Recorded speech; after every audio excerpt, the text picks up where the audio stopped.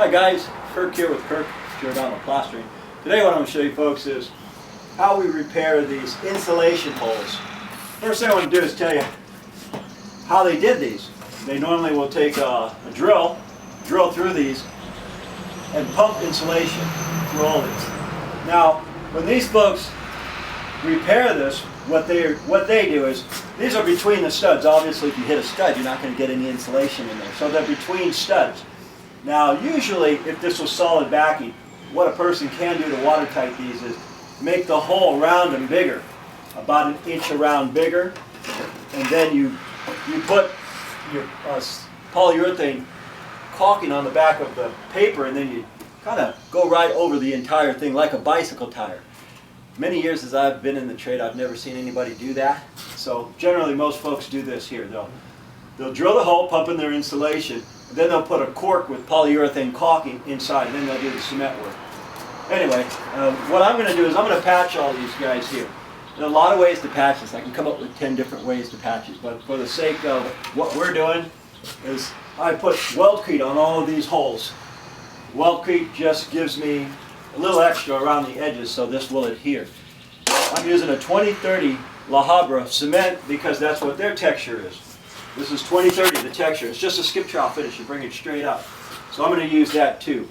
If I use an acrylic where I wouldn't need to put the weldcrete on, the acrylic would suck up into some of these because they're concave.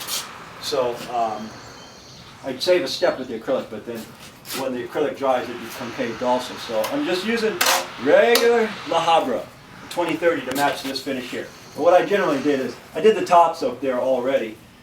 So you just take a little bit on the tip of your trowel, go over it, each one, real simple, just a little tip,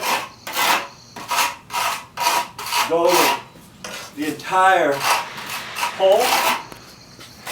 One thing about this too is this finish is very forgiving, even if you're not a pro, you can probably still get away with handling this.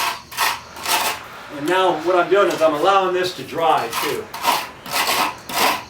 Okay, I'll start. If I put a lot on it, I can just come here and hit it like this. But what I like to do is just put enough, and then I'll put a little skip on it now. A little skip there, a little skip here, here. Just a little skip. Little bitty texture to match what they've got. Then I just come up and down like that. Flat trowel. If I scrape it like this, I'm going to take my texture off. So flat trowel, just like that. And now when this is painted, this is the same material they used when they painted this. So they're probably going to go with a Rhino Shield or a Kelly-Moore Elastomeric primer over this. And this has been painted 10, 20 times in the last 70 years, so these will also need to be primed twice. You just take a brush, go over them twice, and what that'll do is it'll mellow the roughness out. Once you mellow this roughness out, it'll match this right here. If you got any big clunkers, just scrape them right off. And use your whole trowel. Use the whole trowel right there.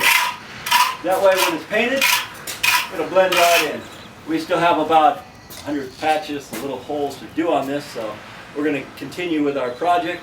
I thank you folks for watching, and as usual, we'll see you guys on the next one.